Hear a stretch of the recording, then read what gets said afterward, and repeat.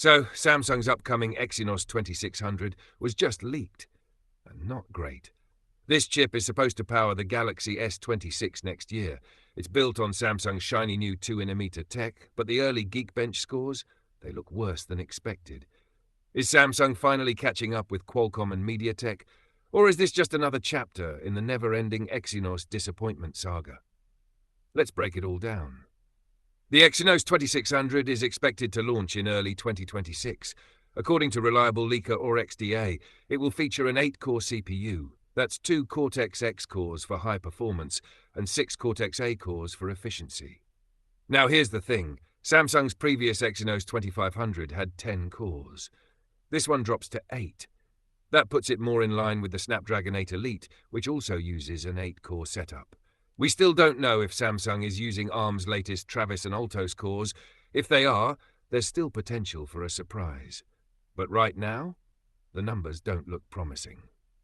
Let's talk performance leaks. In Geekbench, the Exynos 2600 reportedly scores around 2,400 in single-core, around 9,400 in multi-core. That's barely better than the Exynos 2500, which already hit 2,359 and 8,141 on a prototype Galaxy S25 Plus. Even worse, a newer Exynos 2500 test recently dropped to just 2,012 single-core and 7,563 multi-core. That suggests Samsung might be trading speed for better yields or thermal stability. Not exactly what you want to hear. Now on the GPU side, there's a bit of good news. The Xclipse 960 GPU reportedly scored 5,800 on 3D Mark Wildlife Extreme. That's a 62% jump from the Exynos 2400's GPU. And in GFX Bench Aztec Ruins, it supposedly hits 85 FPS. But there's a catch. We don't know the resolution. Was that in 1080p or 4K? So take that with a grain of salt. This chip is more than just a smartphone processor.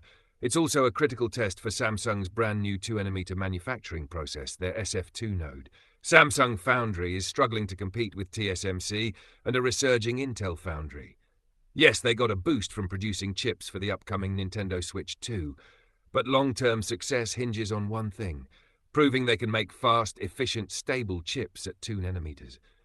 And right now, the Exynos 2600, it doesn't look like the chip that's going to do that. If it fails, it's not just a blow to Samsung's mobile division.